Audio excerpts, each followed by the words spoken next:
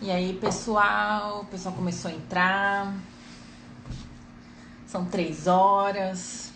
A gente vai começar a nossa live sobre Covid. Vamos esperar pelo menos 5 minutinhos até o pessoal começar a entrar mesmo. Aí a gente começa a falar as coisas. Ó.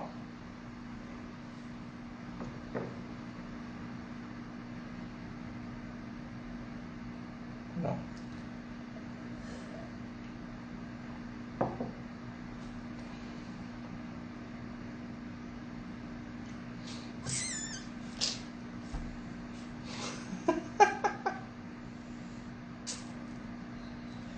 Obrigada, Melinha. Beijos. Puxa. Opa. Tem umas perguntas bem legais aqui pra gente poder discutir. Conectada aqui. A Cris. A Fê. Dando oi.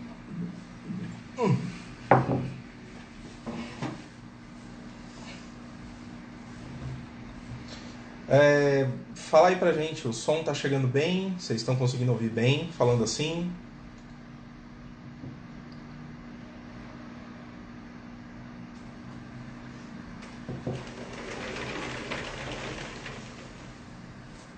Desculpa. Beleza. Beleza. Né? Já teve gente que já se pronunciou um pouco sobre máscaras, a gente vai falar um pouco delas mais pra frente, tá? Podem ficar tranquilos. Perfeito. Mais 2 minutinhos, aí a gente começa com as perguntinhas, ok? Só dando tempo pro pessoal poder entrar. O pessoal tá entrando ainda. Aí a gente já começa... Oiê, Fabi! Aí a gente já começa a falar sobre as perguntinhas. Não esquece de quando você estiver apresentando, fala que a gente tá no mesmo lugar, porque você pode blá blá blá. Beleza. Porque senão dá ruim. Oi, Mari! Oi, Mi!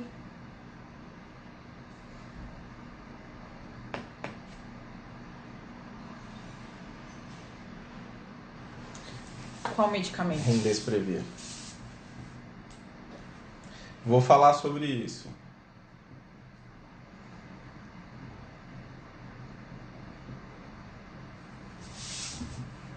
Vou falar sobre esse medicamento que foi aprovado recentemente pelo FDA. Bom, são 3h05. A gente tem 13 pessoas já conectadas. Eu acho que a gente já pode começar a discutir aqui a nossa live, tá bom?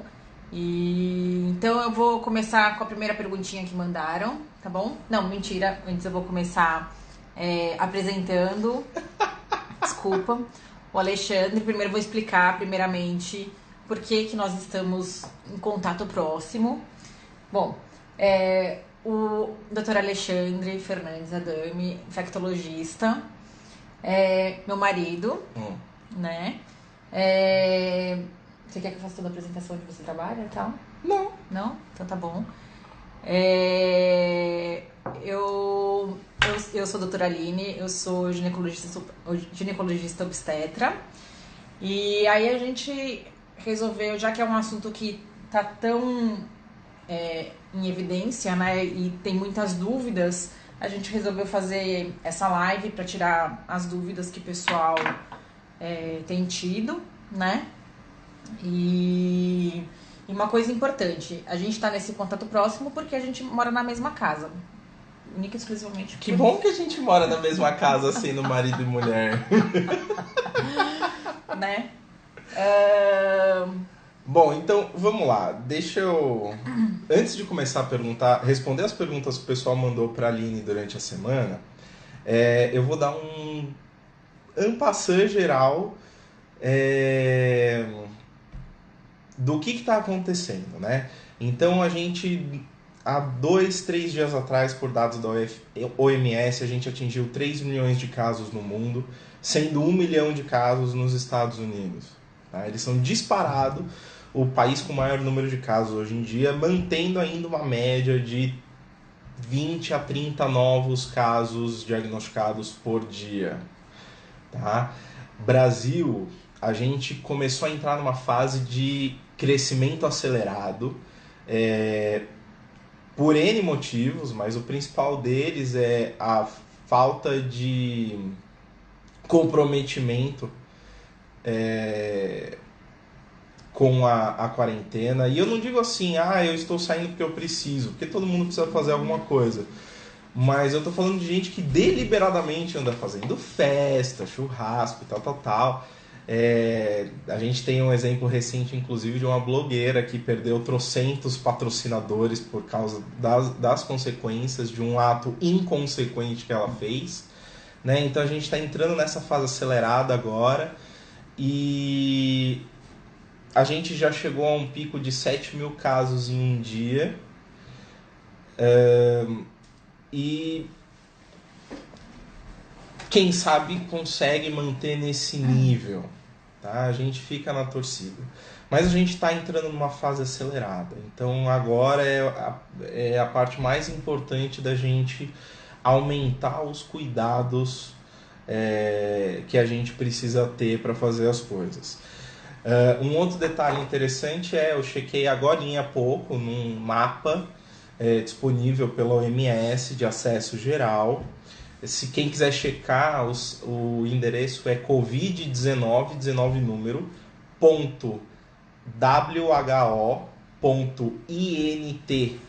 tá? Esse site ele é atualizado diariamente com os dados que todos os países enviam à OMS. E eu acabei de checar lá. Hoje, Brasil é o 10º país em número de casos de Covid-19 no mundo. Tá?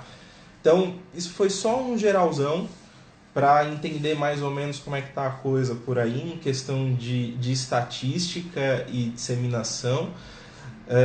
E aí agora a gente vai começar a responder as perguntas. Então, como as perguntas foram mandadas para a Aline, ela vai fazer as perguntas e eu vou respondendo, tá bom? Então, tá bom. Vamos lá. Uma pessoa que já entrou em contato com o vírus e já se recuperou, pode transmitir? Foi assim que foi feita a pergunta. Eu acho que ela deve ter perguntado se pode transmitir a doença, né? Tá. Como é? Eu vou também anotando as perguntas conforme o pessoal vai fazendo as perguntas na live. Eu vou anotando e aí a gente responde depois também, tá bom, pessoal? Responde aí. Então, vamos lá. Uma pessoa que já teve contato e já está recuperada, se ela pode transmitir? Primeiro, a gente precisa deixar claro que é um contato diagnosticado. Então, não é só um diagnóstico epidemiológico, mas confirmado com teste laboratorial. Hoje em dia, a gente tem levado em consideração as publicações internacionais e as de maior peso, que são OMS e FDA, CDC. Eles dizem que uma pessoa que contraiu sabidamente o vírus e se recuperou plenamente e não tem mais nenhum sintoma, depois que ficou assintomático, ou seja, sem nenhum sintoma, depois de aproximadamente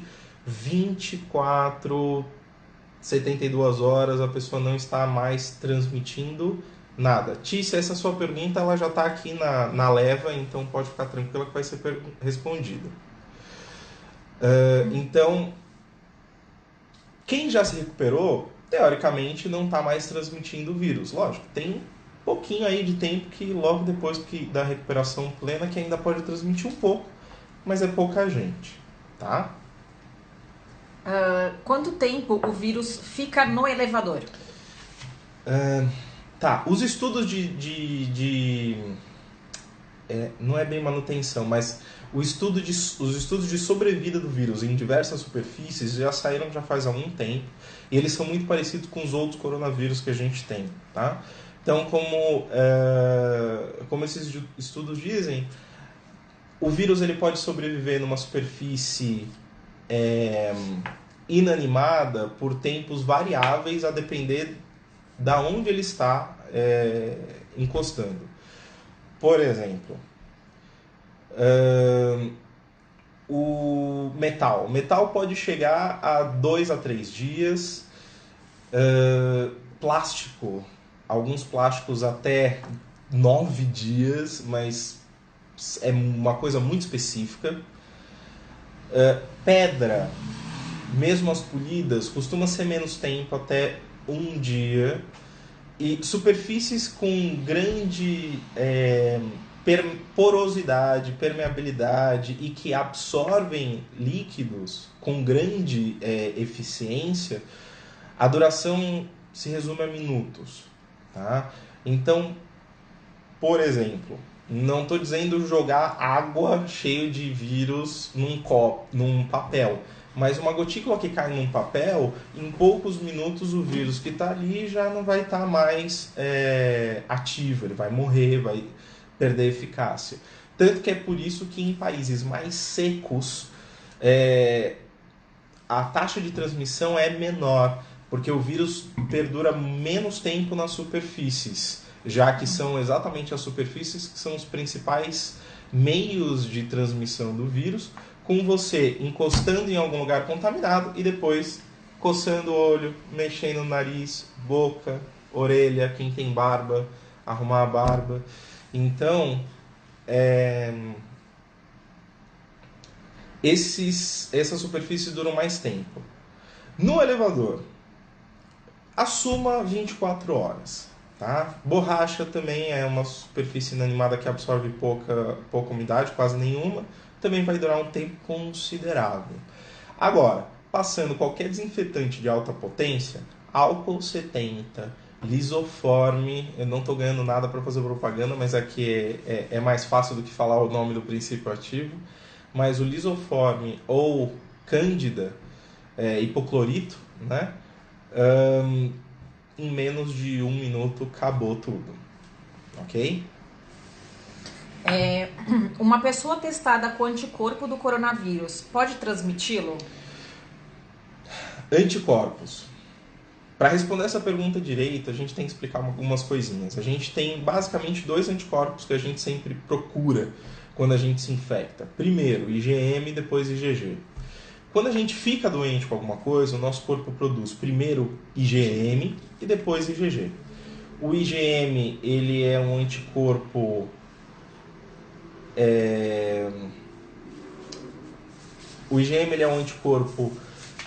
inicial, e o IgG ele dura pouco tempo, e o IgG ele tem uma permanência mais longa, mas dependendo do patógeno, ou seja, do causador de qualquer doença, o tempo que dura cada anticorpo é um pouquinho diferente, tá?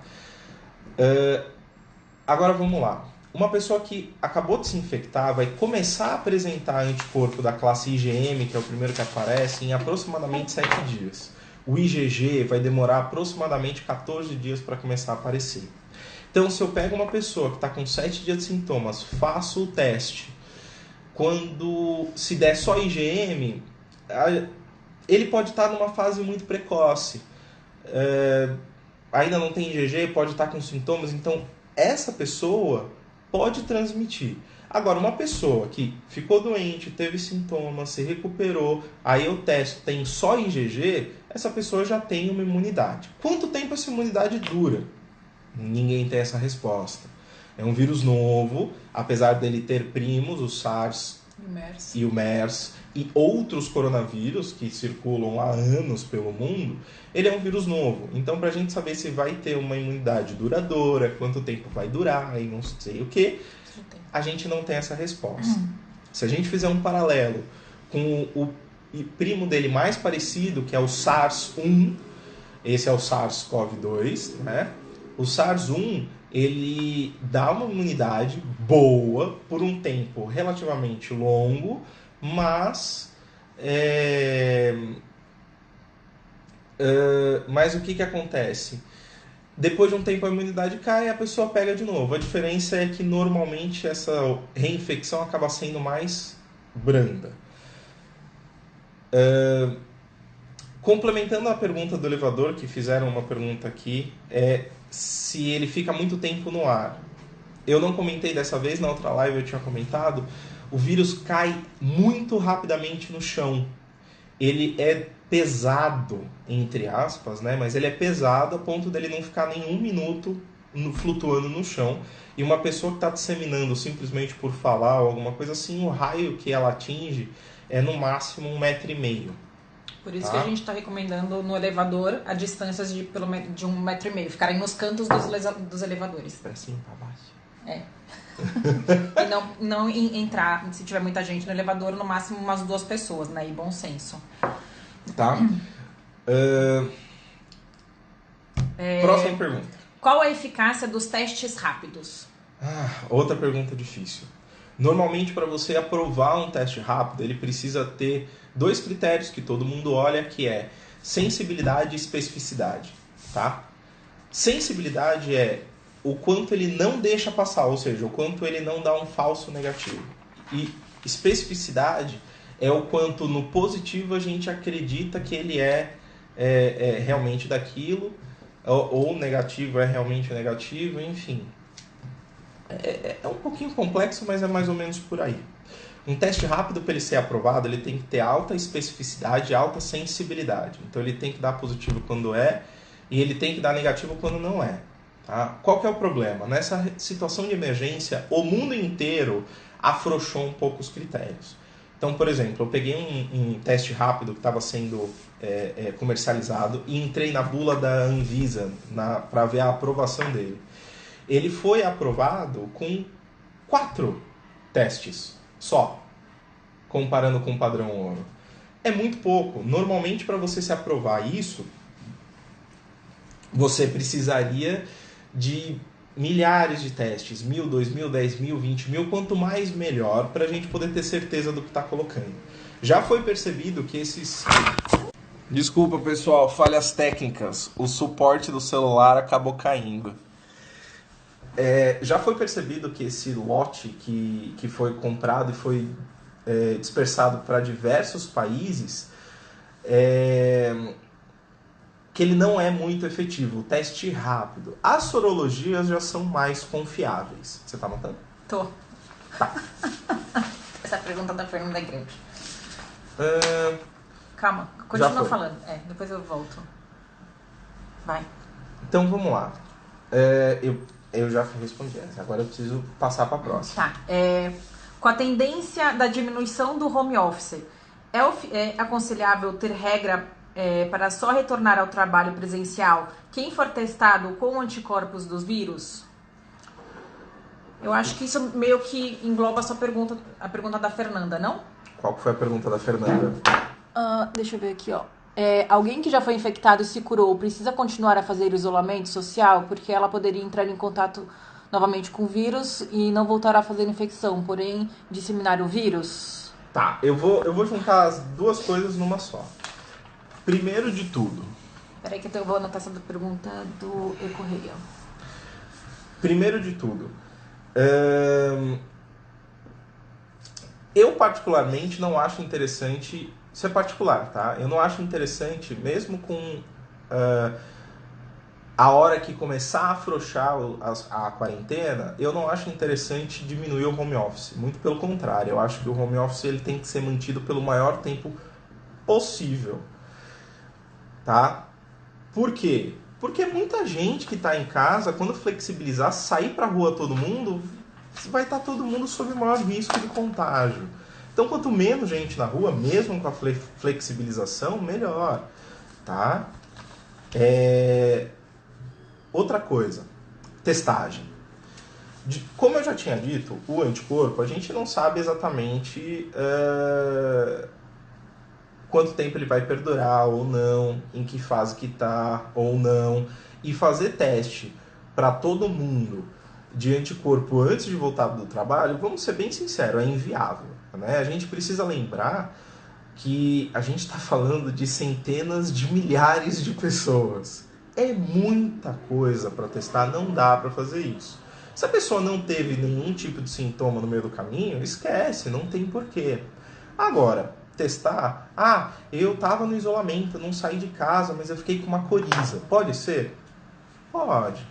Infelizmente. Porque mesmo quem ficou em casa, se expôs de algum jeito, teve que ir no mercado, teve que comprar água, teve que, sei lá, buscar a comida que pediu lá na frente, da casa, do prédio, não importa. Então, algum risco todo mundo sempre se expõe, tá? Então, se teve alguma coisa, é interessante testar, mas fazer como regra é complicado isso. Mesmo porque se a pessoa já tiver sem sintomas, ela teoricamente não está transmitindo, né?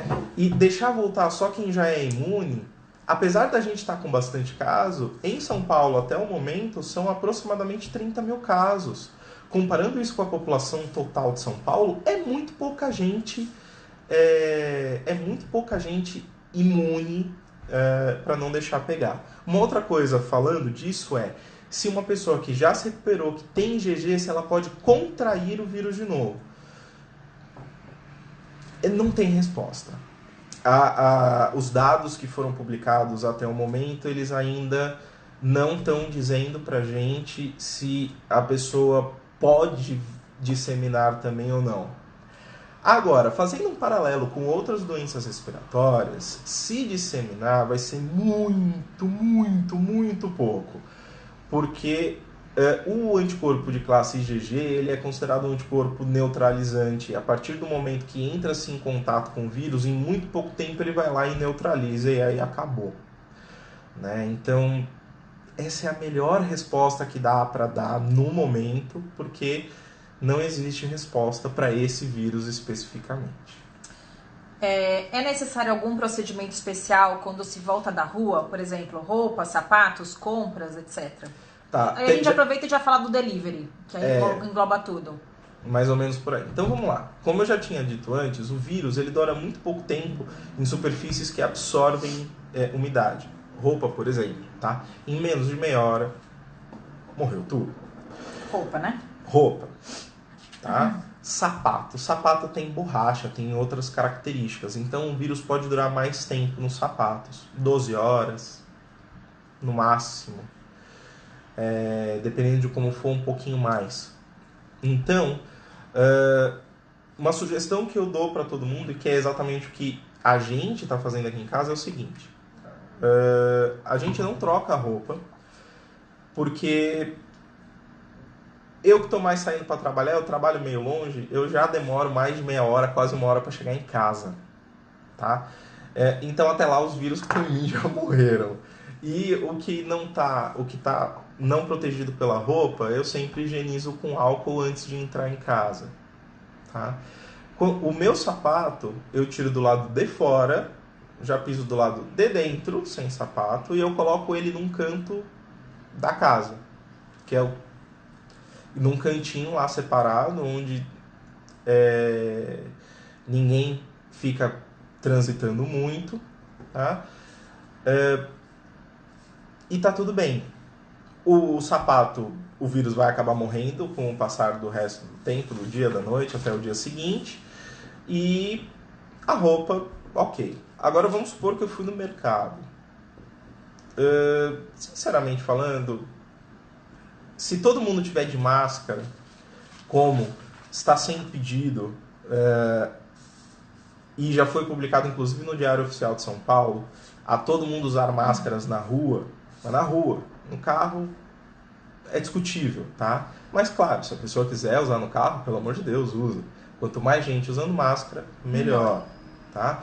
Porque a máscara não deixa a pessoa disseminar. A máscara cirúrgica, a máscara de pano, que é a que estão falando para todo mundo usar, passa um pouquinho, mas é muito pouco. Então, por ser uma quantidade muito pequena, o risco acaba sendo muito pequeno também. Então, isso já alivia, não tem essa necessidade de ficar lavando toda a roupa que você usa quando você sai de casa, tá? Higienização das mãos, sempre, o tempo todo, e sempre que estiver na rua e não tiver onde higienizar as mãos, tá? Ó a propaganda. E sempre que a gente estiver em algum lugar onde não dê para higienizar as mãos, não tocar no rosto, nariz, olhos, bocas, orelha. Se estiver na rua e tiver que tocar, higieniza direitinho a mão, passa pela mão toda. Se você sem querer colocou muito álcool, dá para espalhar pelo braço, que nem eu tô fazendo, porque eu coloquei muito, não preciso de muito álcool, tá? Legal. E aí você pode tocar com segurança, tá? Compras e delivery. O mercado, eu não sei se vocês notaram, mas eles estão abarrotados de gente. E até pouco tempo atrás, muita gente sem máscara. Então, sempre que estiver pegando as compras do mercado, considere como aquilo tudo com possibilidade de estar contaminado.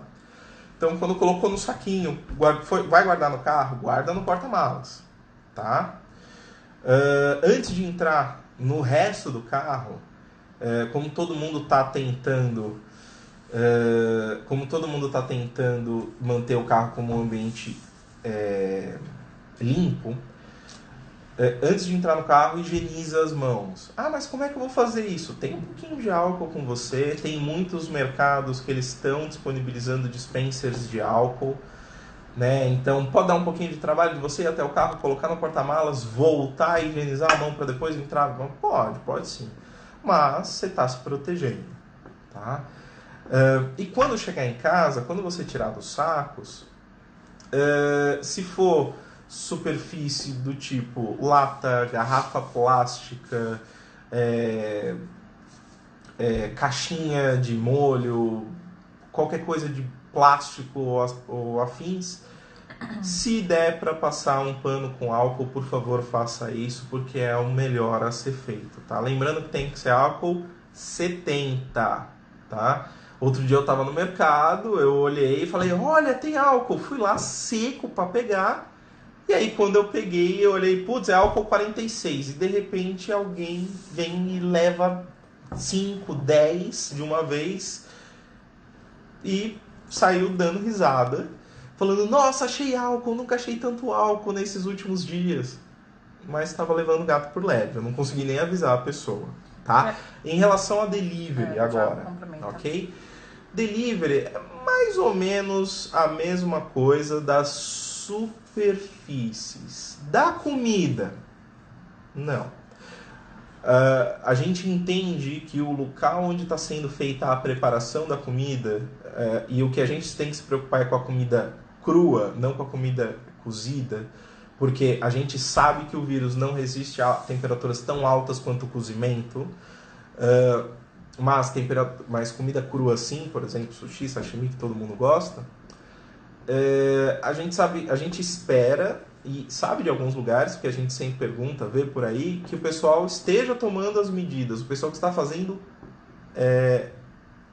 preparando a comida, né, a que não é cozida. E basicamente é isso. Mas o que precisa ficar esperto no delivery é a embalagem, tá? Então, a maioria vem em embalagens de isopor ou de plástico, então se der para passar um paninho por cima antes de abrir, ótimo, muito bom. A sacola de papelão, que normalmente vem em alimentação, chega em casa, tira dessa sacola, já joga a sacola fora, higieniza as mãos, e é isso, tá? Muito bem.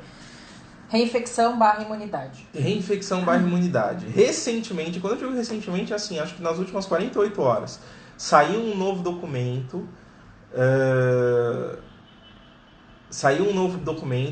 de uns pesquisadores coreanos que, na verdade, o que eles tinham identificado como possível reinfecção não era. O que acontece? Um método de testagem que foi utilizado, que foi o PCR, ele procura o código genético do vírus. Não importa se o vírus está vivo ou está morto.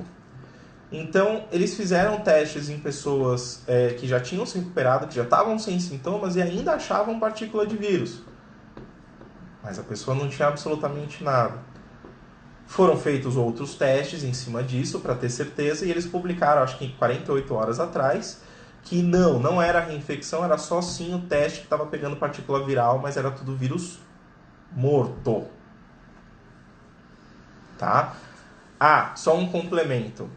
Você não precisa passar álcool em tudo que você compra. Se for vidro, plástico ou metal, você pode lavar com água e sabão tranquilamente. A pergunta da Sibeli, tá? Se não tem um álcool 70, posso lavar com água e sabão? Sim. Pode, então, lavar com água e sabão se não tiver álcool 70. Então, continuando aqui. Em idosos, o quadro pode iniciar com a dinamia isolada? Só explicando, que quem perguntou foi uma colega médica. A dinamia é fraqueza. A dinamia é quando você está gripado e você está com aquela moleza, fraqueza, que você não está querendo fazer absolutamente nada. Idosos, crianças e pessoas com alteração de imunidade, que seriam basicamente pessoas que tomam remédio para controlar a imunidade, pessoas que têm uma alteração de imunidade já de nascença, pessoas que têm doenças que causam alteração da imunidade, como câncer, cirrose hepática, HIV,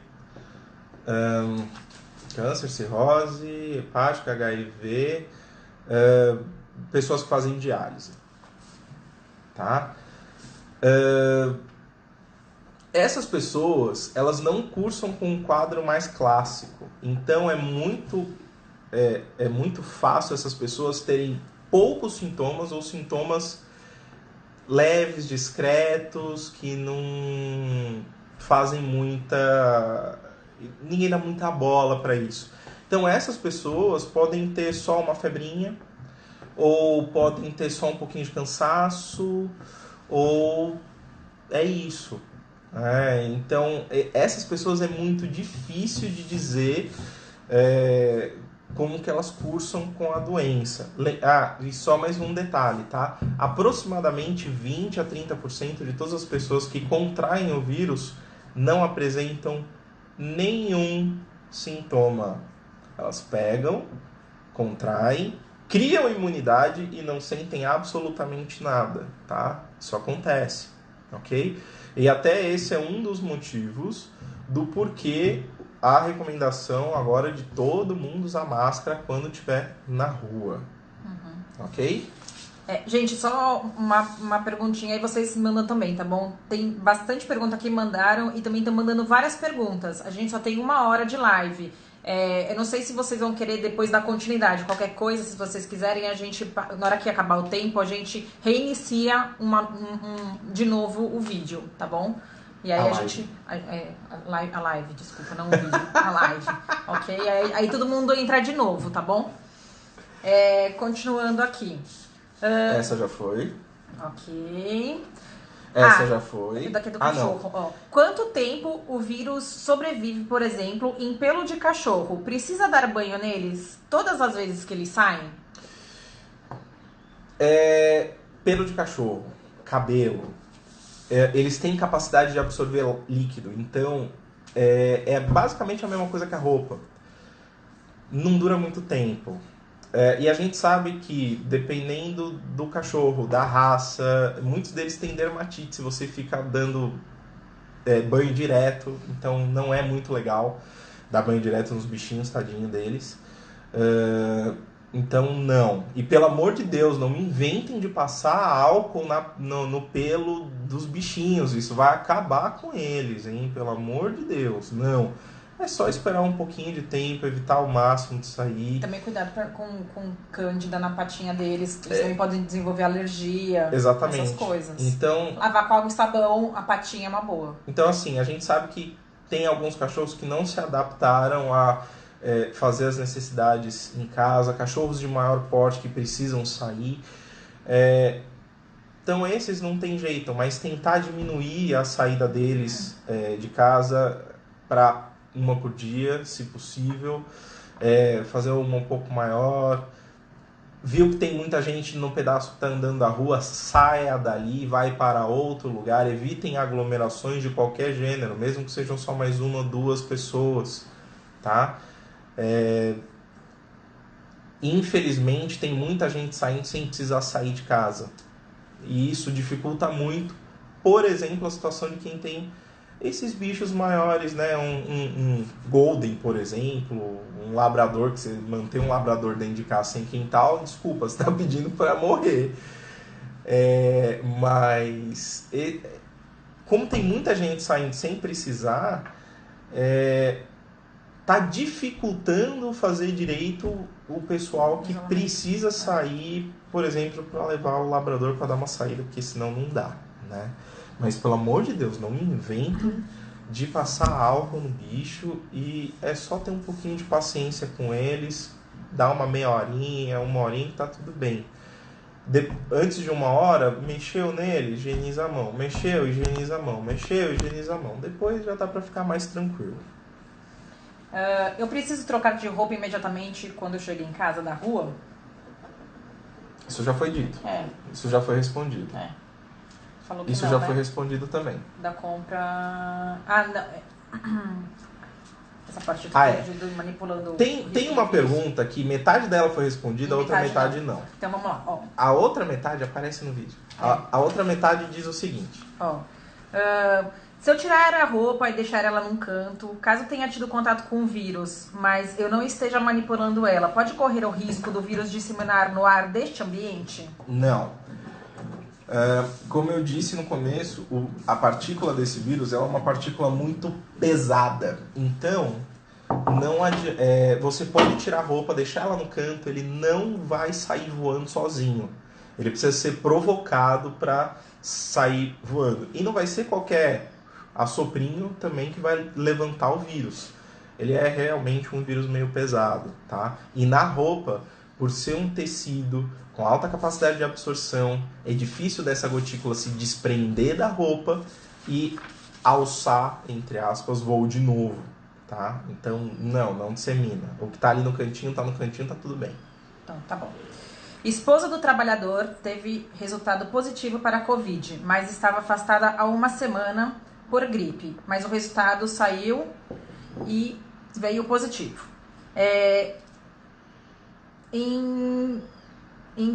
No dia. No dia em que esse trabalhador avisou da esposa com suspeita, ele não tem qualquer sintoma. Ele disse que ela pode voltar ao trabalho... Posso ler de novo? Pode. Ficou confusa. Não, eu vou ler de novo porque a pontuação ficou estranha aqui, tá? Mas é assim, ó. A dúvida foi a seguinte. A esposa de um trabalhador teve resultado positivo para Covid e ela já estava afastada há uma semana.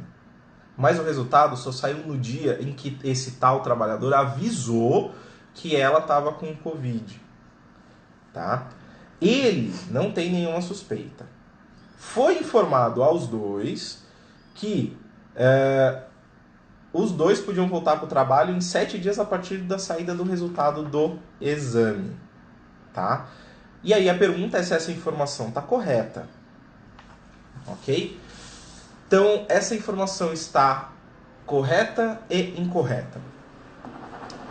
Todo mundo que tem teste confirmado, automaticamente acaba ficando 14 dias em casa, porque o tempo de duração médio da doença vai ser alguma coisa próximo de 10 dias e, preferencialmente, a gente está tentando fazer de tudo para que a pessoa fique pelo menos 3 dias assintomática antes de voltar ao trabalho. Tá? Então, casos leves, normalmente com 14 dias a gente cumpre todos os critérios, tá? Agora, e o contactante, ou seja, quem mora na mesma casa? Quem mora na mesma casa, a discussão é um pouquinho mais complexa. Por quê? O tempo de incubação da doença, ou seja, entre você pegar e começar sintoma, pode chegar a 14 dias, tá? Então, a orientação correta é, imediatamente que você afastou alguém da casa com suspeita de Covid, independente do resultado do exame, a casa inteira fica afastada. Ninguém mais vai trabalhar, tá? A casa inteira está afastada, veio o resultado negativo, sai todo mundo. Veio o resultado positivo. Aquela pessoa vai ficar afastada todos os 14 dias e todo mundo vai ficar afastado por 14 dias também. Desde o último dia, talvez se estendendo até o último dia de sintoma da pessoa fonte da casa. Por quê? Se a gente parar para pensar, acontece o seguinte. A doença pode ficar incubada por 14 dias. Se ela pode ficar incubada por 14 dias, até o último dia de sintomas, a gente tem certeza absoluta que quem está doente está transmitindo. Então, a pessoa ainda tem 14 dias para poder começar a ter sintomas. Se ela for trabalhar, corre o risco dela ainda não ter desenvolvido os sintomas e estar disseminando por aí. Claro, com a máscara, usando em todos os lugares o tempo todo, você vai estar disseminando muito menos. Então, a chance de você contaminar alguém é menor. Mas, por enquanto, a recomendação ainda é todo mundo fica pelo menos 14 dias sem trabalhar. Só que é uma discussão extremamente complexa. Deu para perceber que só para tentar explicar eu até me bananei um pouco, mas é difícil mesmo. Qual a importância da máscara? Tá. Vamos explicar um pouquinho da máscara, tá? As máscaras de pano que o Ministério da Saúde está pedindo para todo mundo usar, elas não são eficazes em 100% para não deixar o vírus passar e não deixar disseminar no ambiente. As máscaras cirúrgicas são. Só que essas máscaras cirúrgicas, a gente está precisando usar elas num local muito mais crítico, que é dentro dos hospitais, tá? A máscara de pano, uma boa máscara de pano, e o próprio Ministério da Saúde, no site deles, tem um link de como fazer uma boa máscara de pano. Se seguidas aquelas recomendações, elas vão ser muito eficazes. Então, qual que é o papel dela? O papel dela é, a partir do momento que eu tô com a máscara, ela vai segurar as partículas de vírus que eu tô disseminando, se eu estiver doente, claro, e vai diminuir muito a quantidade de vírus que eu estou soltando pelo ambiente. Com isso, diminui muito a chance de alguém entrar em contato com essa partícula viral e acabar ficando doente. Ah, mas beleza, isso é para quem está disseminando vírus. E para quem não está disseminando vírus? Toda máscara, mesmo as de pano, ela também seguram alguma coisa. De pano, alguma coisa. A cirúrgica, praticamente 100%. Desde que a gente não esteja fazendo determinados procedimentos intra-hospitalares, mas eu estou falando da rua, tá? Então, toda máscara ela tem uma capacidade de segurar a partícula viral. Umas mais, umas menos, né? Então, aquela máscara que tem só um tecidinho de pano pequenininho, essa não segura muito. Já aquelas mais grossas já seguram mais. Dependendo do tecido, seguram mais e por aí vai. Então, quem está usando na rua para se proteger, está se protegendo. Se todo mundo estiver usando, quem estiver disseminando vai estar disseminando pouco o suficiente para quem estiver usando para se proteger, estar protegido. Lembrando, a máscara de pano tem uma recomendação de que ela tem que ser lavada diariamente e ela só pode ser utilizada se estiver plenamente seca. Não pode estar úmida para usar. Ok? Muito bem. O Brasil já é ou pode vir a se tornar o epicentro da doença? O Brasil não é o epicentro da doença, nem de longe. A gente tem que lembrar que o epicentro atual é a Europa, ainda. Eles estão totalizando 1,5 milhão de casos quase com todos os países juntos. O segundo local de maior concentração são os Estados Unidos. E lá eles chegaram a 1 milhão de casos. O Brasil está com 90 mil casos. Nem 100 mil a gente não tem. Agora, se perguntar se o Brasil tem capacidade de se tornar um novo epicentro, tem. Todo país de dimensões continentais tem condições, sim, de se tornar um novo epicentro. É só não conseguir controlar a taxa de infecção. Só que para conseguir controlar a taxa de infecção, todo mundo tem que fazer sua parte, inclusive o pessoal ficar em casa. Né? Tem uma pergunta da máscara agora, que é se eu posso colocar uma folha de guardanapo na máscara por trás, se é mais seguro. Na verdade, isso tem um problema. A sensação de segurança é maior, mas na verdade não é, porque aquilo vai fazer a máscara se mexer tanto e você vai ter que ficar arrumando isso tanto e vai incomodar tanto que você vai mexer muito mais na região da máscara, próximo dos olhos, nariz, ouvido, boca, e aí a chance de você acabar se contaminando acaba sendo muito maior. Então, quanto menos penduricalho, quanto menos firula a gente fizer com a máscara, melhor. Você vai falar agora da droga nova? A gente vai entrar agora nas perguntas que o pessoal começou a mandar desde o começo da live, tá? E a primeira pergunta que fizeram foi da medicação que o FDA aprovou quinta-feira, que é o Remdesivir. Essa medicação é uma medicação que na verdade, ela não tem aprovação para nenhum tipo de uso em quase nenhum lugar do mundo. E são poucos os lugares que têm capacidade de conseguir comprar ela, mesmo porque é uma medicação que tem um número de disponibilidade pequeno, porque a indústria que a faz, que é a Gilead, ela não estava produzindo grandes quantidades da medicação. Os Estados Unidos aprovaram essa medicação porque teve um estudo prospectivo, duplo cego, randomizado, comparando com placebo, ou seja, um trabalho científico de alto nível de qualidade, que eles viram que diminuiu a média de tempo de permanência em UTI em 4 dias, caindo de 15 para 11, e o paciente não UTI também acabou evoluindo melhor, mais rápido. Tá? Agora, isso não quer dizer que não teve caso grave, que não teve nenhum caso de morte, porque teve, mas diminuiu.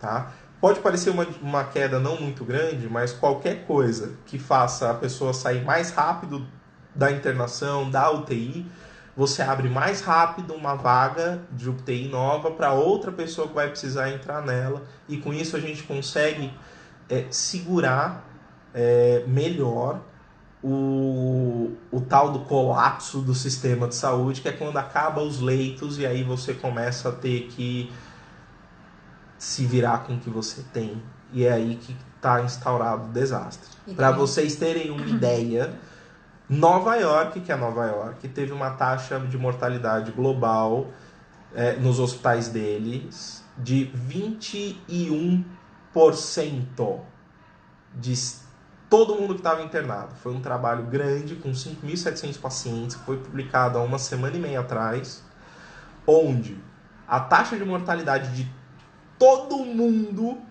que teve que internar chegou a 21%. Nenhum outro lugar do mundo teve isso. Eles entraram em colapso do sistema de saúde deles. E é isso que não pode acontecer aqui. O que a gente diz quando é colapso da saúde? Às vezes é quando não tem leito mais para todo mundo. São Paulo já estava com mais de 80% de leito ocupado de UTI. Então, assim, daqui a pouco, é o que a gente tanto falou nas mídias, as mídias falaram sobre ocupação de UTI, que aconteceu na Itália, de que eles tiveram que escolher quem que ia morrer. É isso que a gente não quer que aconteça aqui no Brasil e que já está caminhando para, entendeu? Tá longe, mas se o pessoal se o pessoal continuar saindo do jeito que tá, é para aí que a gente tá indo. Vamos lá. Edu, eu vou fazer a pergunta porque eu acho que foi uma pergunta séria, né? O Covid sobre porcos, é sério a pergunta? É sério. Eu digo que é sério antes dele falar qualquer coisa.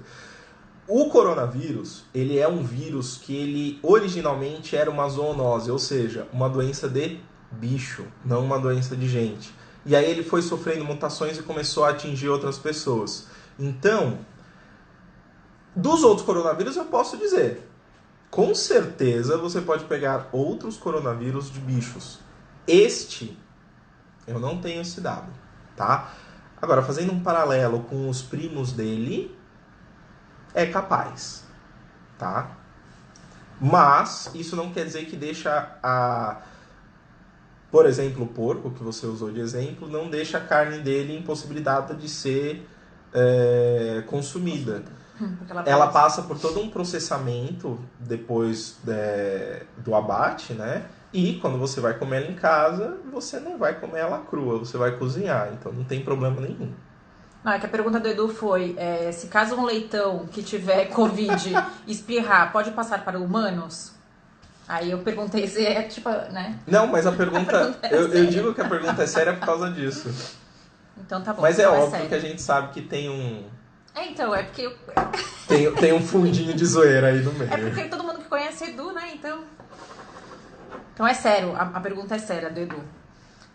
Voltando da questão do elevador, né? Nossa, é verdade. Eu ia falar isso na sequência porque eu vi na tela esqueceu. E a gente acabou esquecendo. No elevador, o vírus fica no ar? É melhor usar a escada? Faz diferença? Então, de novo, como eu já falei, o vírus ele é pesado, então ele cai logo. Então não faz diferença se você usar a escada ou você usar o elevador. Tá? Não é, nenhum dos dois é mais seguro que o outro. São todos iguais. Então usa qualquer um. Pode mandar, Edu, a gente responde. Próximo. Uma pessoa que tem sintomas, mas não tem febre, tem que procurar o hospital? Se ela for procurar o hospital, vão fazer os testes? Eu acho que essa pergunta é bem válida. Essa pergunta é muito difícil. Não, até pra pessoa não ter que ir pro hospital. Então, essa pergunta é muito difícil, tá?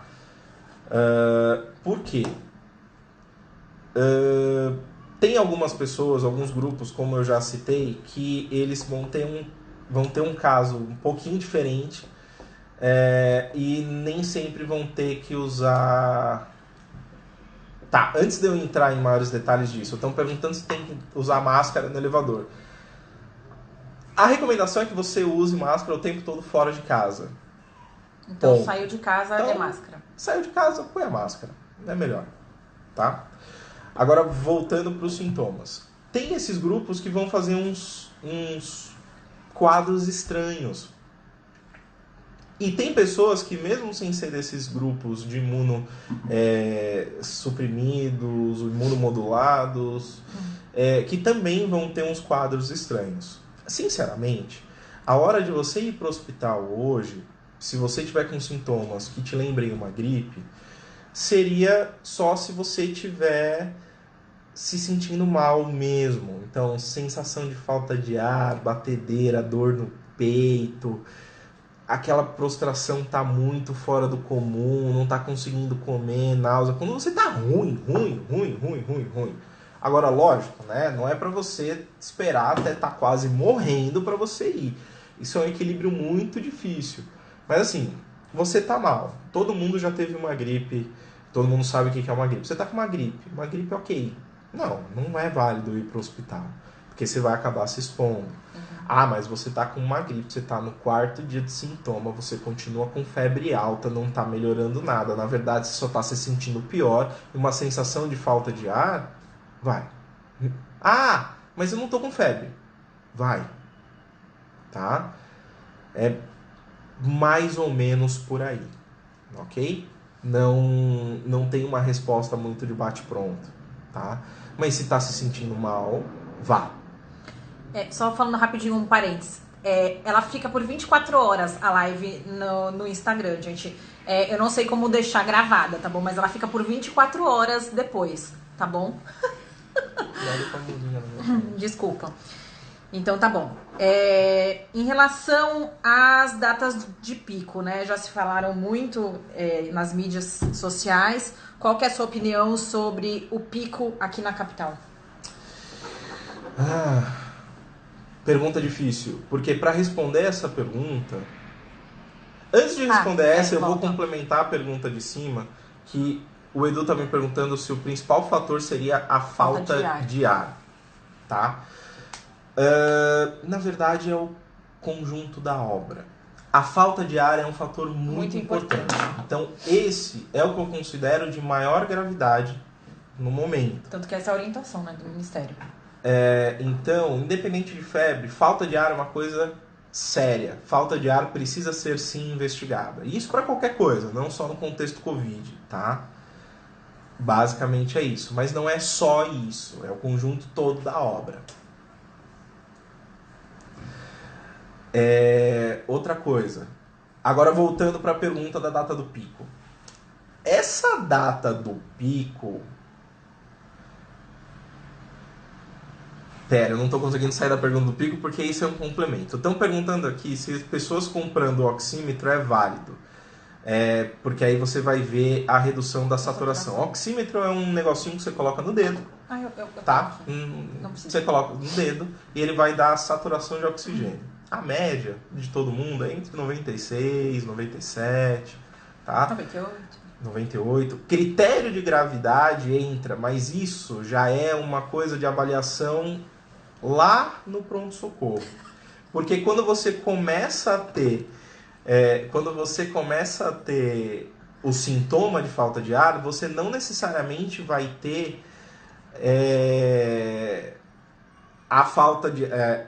o indício na saturação, na oximetria, que está faltando ar.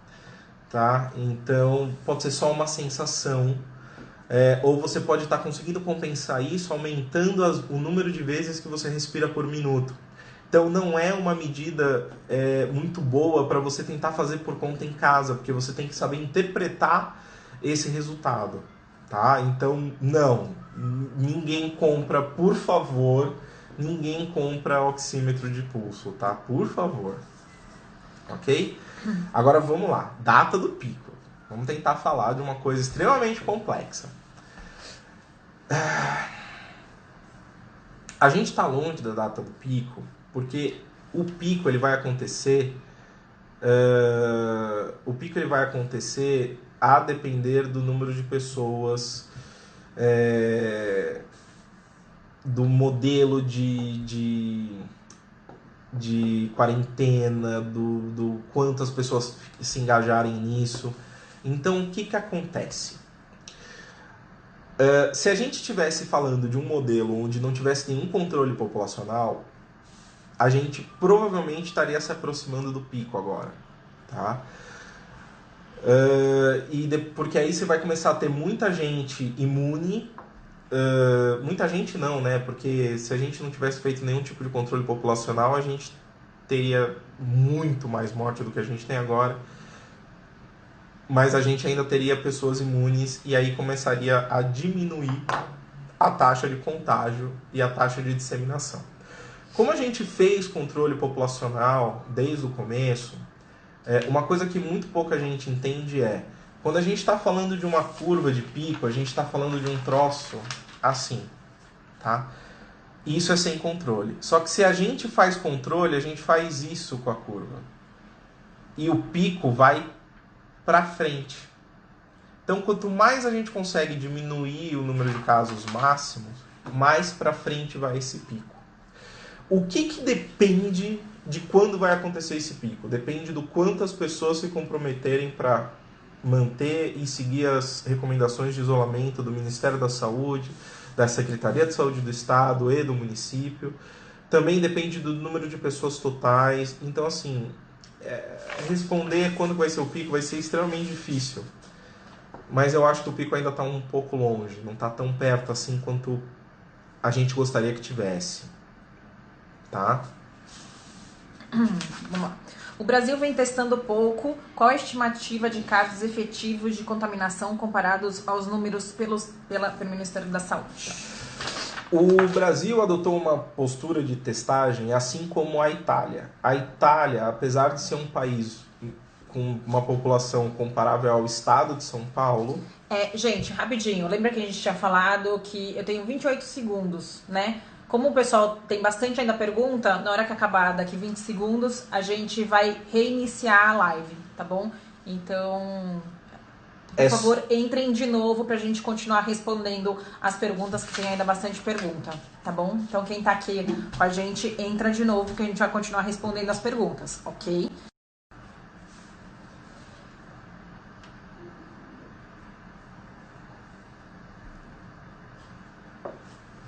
água, hein? Que é? Eu tô falando pra caramba.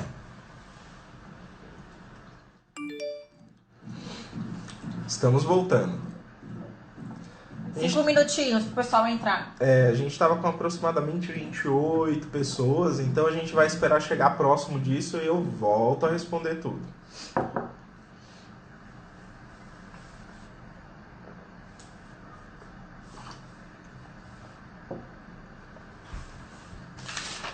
Enquanto isso, pausa pro lanchinho. Nunca tinha visto o Olê bebendo água. Quem tá falando isso? A Fabi. Porra, Fabi, eu tô falando mais que a boca, cara.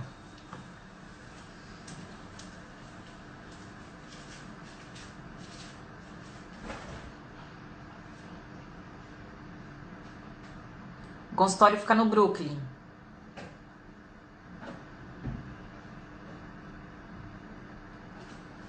Nossa, eu vou fazer um lanchinho. Inclusive, o endereço tá aí é o mesmo lugar do endereço do meu Instagram, gente. A gente atende no mesmo lugar. É só falar que o nosso consultório é junto. O consultório é no mesmo lugar. Não, então, isso que eu ia falar, Binho, manda de novo a pergunta, porque eu não consegui anotar. Tá? Não, obrigada. Lanchinho.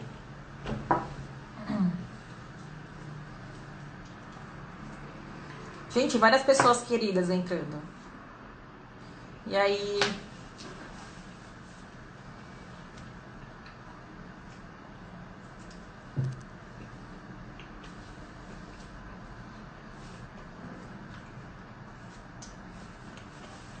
Anotei, Fabi, anotei.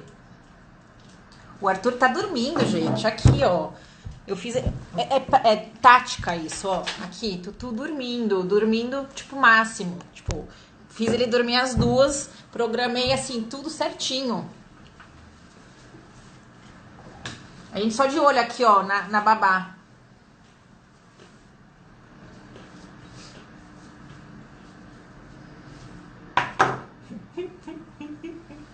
É tudo programado, assim, eu fiz ele dormir perto das 2 pra ele dormir às 3. Tipo, pras 3 horas perto da live tá ok.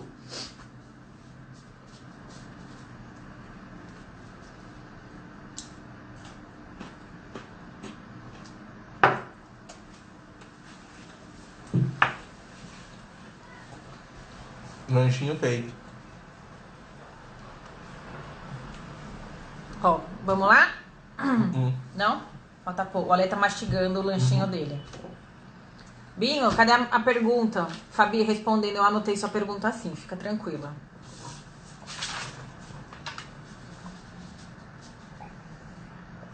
Bom, vamos lá. Então vamos lá. Qual que era a pergunta mesmo? A gente tava falando do pico. Não, Não, a gente tava falando do teste. a do teste. Então vamos lá. O Brasil adotou uma estratégia de testagem igual à Itália. Mesmo a Itália tendo uma população comparável só com a cidade, com o estado de São Paulo. Eu canto depois. Então o que acontece?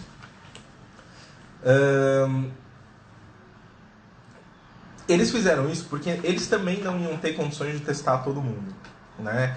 Uma coisa que todo mundo tem que lembrar é que nós, aqui no Brasil, infelizmente, nós não temos nenhuma produtora local de testes. Então é tudo importado, todos os reagentes, é tudo de fora. E os principais produtores são Estados Unidos, Alemanha. O da China não foi muito confiável, mas Estados Unidos e Alemanha. Então, por isso que os dois países estão conseguindo testar amplamente e aqui no Brasil a gente está com dificuldade, tá? Sim, a gente precisa melhorar a questão da testagem, mas a gente também tem que sim levar em consideração que, querendo ou não, é um país de condições continentais e é muito, muito, muito teste, tá? Agora, se a gente levar em consideração que a gente está testando igual o pessoal na Itália testou, a gente pode sim usar a curva deles como comparação, ok? Levando em consideração os estudos que saíram, tanto chineses quanto italianos, todos mostram por volta de 20% de internação, tá? O Brasil está testando basicamente internados e profissionais da saúde. Então, se a gente tem lá hoje 90 mil, aproximadamente 91 mil e qualquer coisa, mas 90 mil casos ao total, a gente está falando de aproximadamente 450 mil casos estimados ao total. Só que a gente pode aplicar essa mesma conta na Itália, tá? A Itália hoje está com aproximadamente 200 mil casos. Então seria a mesma coisa que dizer que a Itália está com 1 milhão de casos ao total, tá? Então essa é mais ou menos a conta, não é bem essa, mas é mais ou menos a conta, é uma estimativa. Uma outra coisa tem muita gente que olha esse dado da testagem com uma relação, né? Só que, de novo, por a gente ter ser muito populoso, um teste faz um impacto pequeno na nossa relação. Mas quando a gente pega um teste num local com uma população menor, ele faz um impacto muito maior. Então também tem que tomar um pouco de cuidado. Eu acho que nesse ponto é mais interessante, ao invés da gente usar a relação para ver o número de testes no Brasil, usar o número absoluto, mas sim, a gente precisa aumentar o número de testes. Aproveita a pergunta da Rê que tem a ver isso. Vocês acham que são confiáveis os dados de mortes pelo Covid divulgados hoje? Fico confusa, porque sei que existem mortes de outras naturezas também. Como saber? Os ministérios, eles adotaram, os ministérios, as secretarias e os municípios, enfim, todo mundo adotou para fazer da mesma maneira. A pessoa que tem suspeita de caso, ele fica como suspeito e ele não é incluído na estatística de morte até que se confirme que foi. Ok? Beleza. Os casos por outras mortes, eles estão sendo atestados por outras causas. Se não tinha suspeita, não tem por que colocar ele na conta do Covid, né? Não dá para fazer que nem o Capitão Nascimento e meter na conta do Papa.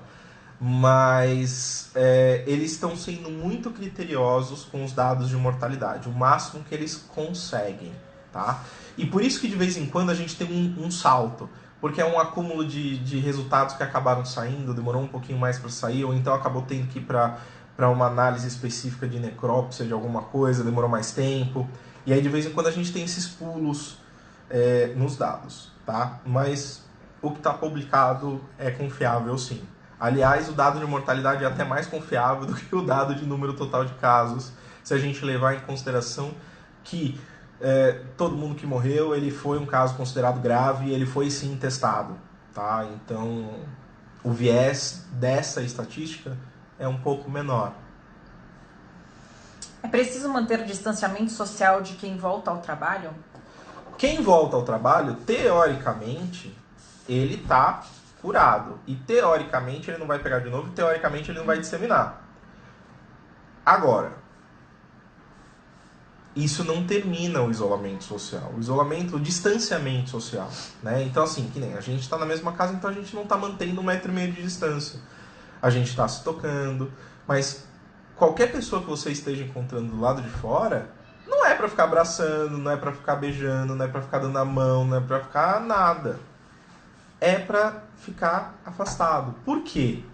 Porque tem que lembrar que beleza, aquela pessoa se curou, mas uma outra pessoa que está carregando o vírus, por exemplo, na mão, passa para a mão dela e essa outra pessoa que já teve o vírus e já se contaminou, vai no banheiro e aí o vírus vai parar na maçaneta do banheiro. Então é muito mais complexo, não é só isso, não é só a pessoa está imune, então ela pode ficar abraçando todo mundo, não. O principal método de contágio é encostar em algum lugar que tem o vírus e levar no rosto, mão, boca, tudo. Então, a pessoa que já se curou, se ela tiver com a mão suja com o vírus, ela não vai ficar doente, mas ela pode carregar o vírus embora nas mãos e colocar nas maçanetas, nos corrimões, em todos os lugares que qualquer pessoa pode tocar. Então, sim, mantenha o distanciamento. Não mata ninguém. Grávidas, alguma recomendação especial? Essa é pra mim. Na verdade, assim, as grávidas, pelo Ministério da Saúde, agora as grávidas de alto risco entraram também no grupo de risco, né? Mas as recomendações são as mesmas para as pessoas gerais, tá bom? Manter isolamento social, manter uma boa higiene, tá bom? Manter o pré-natal, tá bom? Manter sempre o contato com o médico. Os obstetras estão tentando esparçar as consultas, inclusive de alto risco, tentar manter o máximo de contato com celular, WhatsApp, essas coisas. Mas assim, saiu um trabalho, graças a Deus, assim, recente, de Nova York, que eles viram, semana passada, inclusive, que eles viram que as grávidas, elas estão sendo assintomáticas ou oligossintomáticas. Então, assim, elas estão evoluindo bem também. Mas oligossintomáticas é que tem pouco sintoma, tá? Isso. Tá evoluindo igual a população geral, mas é igual aos casos grávidos de quem não é grávida. Os casos graves são graves, tá? Mas então, em resumo, as grávidas, as recomendações são igual da população em geral, tá bom? Só voltando um pouquinho na pergunta anterior, eu já tinha comentado sobre reinfecção, mas eu falo de novo. Já foi descartada a possibilidade de reinfecção. O que aconteceu foi testagem positiva que identificou pedaço de vírus morto. Precisou ser feito teste mais a fundo e foi publicado recentemente, 2 dias atrás, mais ou menos. Eu acho que também isso também envolve um pouquinho, essa próxima pergunta envolve também um pouquinho o que você tinha falado. Após a recuperação, qual o critério para voltar a trabalhar e a convivência familiar? Na verdade, o critério do voltar a trabalhar a gente já comentou, né? Que é a pessoa estar assintomática, sem sintomas, pelo menos um dia, de preferência 3, e aí pode voltar a trabalhar. Convívio social. Teoricamente, todo mundo que fica doente é para ficar isolado dentro de casa. Escolher um cantinho e aquele cantinho é seu, só seu e de mais ninguém, né? E ter o mínimo possível de contatos, né? Eu conheço pessoas, inclusive uma chefe minha, que ela teve suspeita e ela literalmente ficou em um quarto da casa. Ela não saía do quarto da casa. E ela fez certinho. É para fazer isso mesmo, tá? A pessoa está em casa, está sem sintomas há 2 dias. Pode voltar ao convívio normal. Muito bem. Quais seriam as implicações reais para pacientes oncológicos com Covid-19? As implicações reais para o paciente oncológico são as mesmas implicações reais de um paciente não oncológico. Possibilidade de se infectar, possibilidade de ter caso grave com uma doença potencialmente fatal. Então, isso não muda, isso é para isso é para todos. A única coisa é que o paciente oncológico, ele é um paciente que ele tem maior chance, não muito maior, mas maior chance de ter sim um caso mais grave. Né? Só isso a diferença. Muito bem. Crianças, alguma recomendação? Sim, não use... Calma. Espera aí que isso vai ser controverso, tá? Crianças. As crianças, elas têm de toda a população, é que tem a menor probabilidade de ter um caso grave. Isso não significa que elas não podem ter caso grave. Elas podem sim, ok? Beleza. Dito isso, e a gente tem sim relatos de casos graves em 1 ano, menores de 1 ano, 3 anos, em todas as faixas etárias, tá? Então, a recomendação para a criança é exatamente a mesma que para o adulto. Se previne. Agora, tem um adendo, tá? Nem eu nem a Aline, a gente é pediatra, mas crianças pequenas, muito pequenas, abaixo de 2 anos. 2, 3 anos, têm dificuldade com a máscara. Não, 2 anos. A Sociedade Brasileira de Pediatria recomendou o não uso de máscara para crianças abaixo de 2 anos pelo risco de asfixia.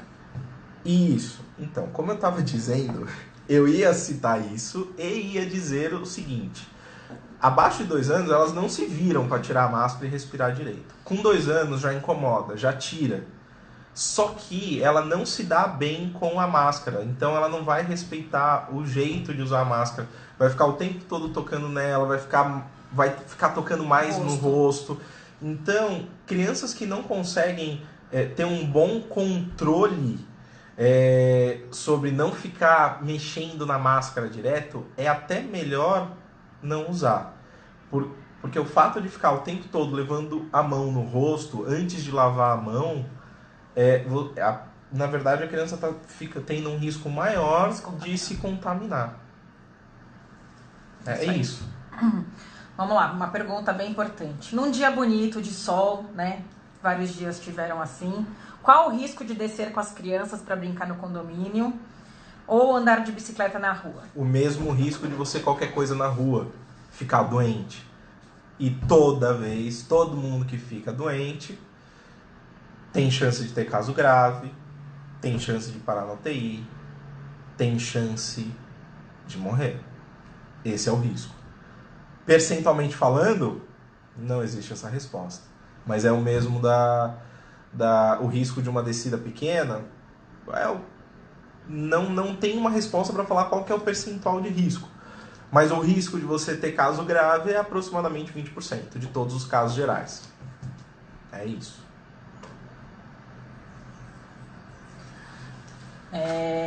Deixa eu responder essa primeiro.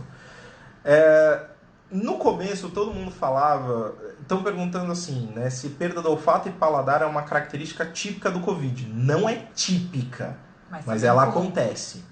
E ela é relativamente comum. Por volta de 30% a 40% dos casos. Tá? Varia um pouco. Mas, se a gente levar em consideração que uma gripe tem por volta de 30% a 40% de caso de perda de olfato e paladar, só por aí a gente percebe que ela não é típica nem exclusiva de Covid. Ok? Muito bem. Colocar comida no congelador elimina o vírus? Sim, o vírus não resiste ao congelamento. Temperaturas nesses níveis, o vírus vai morrer. Mesmo porque ele desidrata. Se você chega a congelar, você muda o estado da água, e a partir do momento que ele está completamente desidratado, e o congelamento é um estado de desidratação, o vírus morre. Muito bem. No começo de março, eu tive sintomas e contato com pessoas que vieram dos Estados Unidos. Essa pergunta, inclusive, vou até voltar aqui, que é da Fabi. Não foi na outra live? Foi. É verdade. Bom, a pergunta da Fabi foi mais ou menos a seguinte. Ela teve... no dia 7/3, ela teve sintomas gripais e contato com pessoas dos Estados Unidos. Ela deve fazer o exame? Era isso, não era? Bom, primeiro de tudo, a gente tá falando de março, né? Março já. Então, faz tempo. O único exame que dá para fazer nesse caso seria a sorologia. E se tiver IgG, quer dizer que naquela ocasião você acabou pegando. Se não tiver IgG, é porque não pegou. É só isso. Sim. Estou cumprindo isolamento desde o início e outras pessoas também. Podemos nos visitar? Não. Gente, não. É a mesma coisa do contato do cara que se recuperou e está no trabalho. Se a gente ficar sassaricando de um lado e para o outro, por mais que aliás, é até pior do que a da pessoa que ficou doente e se recuperou comprovadamente. Porque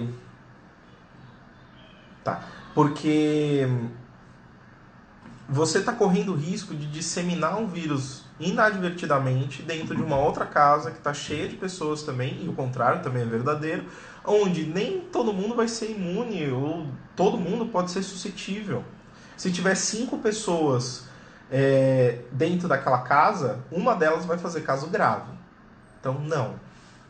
Sem contar que assim, a gente não tá cumprindo 100% isolamento. Sempre tem uma pessoa que tá sempre se expondo, porque sempre uma pessoa tem que sair para fazer mercado ou fazer qualquer outro tipo de coisa, ir na farmácia comprar algum remédio. Então assim, a gente não tá livre 100% de não se expor, entendeu? Então a gente acaba se expondo. Exatamente. Por causa disso, você pode levar para casa dessas pessoas e aí vai ser uma casa a mais ficando doente. Não dá. É ruim.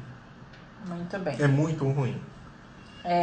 O tipo sanguíneo influencia... Você sabe o que é isso? Sei. Tá. O tipo sanguíneo influencia nas incidências? Não. O tipo sanguíneo não influencia em absolutamente nada. Muito bem. Eu tenho uma viagem marcada para junho. Devo adiar para setembro? A não ser que você esteja com esperança de você... Pode. A não ser que você tenha esperança de fazer uma viagem para algum lugar e não voltar de lá por pelo menos até o fim da pandemia, não. O ideal é tentar passar todas as viagens o mais para frente possível, tá? Junho, provavelmente a gente vai estar numa época bem ruim. Deve estar passando, vai ser uma época que provavelmente vai ter uma alta taxa de contaminação. E a não ser que você esteja indo para algum lugar, por exemplo, de carro, né? E antes de você chegar no seu destino, né? Imagino que seja para uma visita familiar. Mas antes de você chegar no seu destino, você vai precisar fazer 14 dias de isolamento para aí você poder conviver naquele lugar. Aí na hora de voltar para casa, se você mora sozinha, se você morar sozinha, beleza, você volta para casa. Mas se você não mora sozinha e teve gente que ficou em casa, você também vai ter que arranjar algum lugar para ficar em quarentena mais 15 dias antes de voltar para casa. Então não, é melhor adiar, tá? Agora, se vai ser setembro, outubro, novembro, difícil responder. Imagino que setembro a coisa já esteja melhorando. Outubro, novembro deve ser melhor que setembro. Não dá para dar uma resposta agora. Os dados estão mudando muito, muito, muito, muito, muito, muito. O perfil de progressão do Brasil mudou muito nos últimos dias. A gente não sabe como ele vai continuar evoluindo. Então é muito difícil tentar fazer uma previsão do que pode acontecer ou não, tá? Então, se der para adiar, adia. Uma pergunta bem legal. Tomar vitamina C, própolis ou vitamina D protege contra o coronavírus? Não. Não protege absolutamente nada, tá? Ter uma alimentação, uma boa alimentação, uma alimentação balanceada, o mais saudável possível, isso sempre ajuda. Porque quanto pior a nossa alimentação,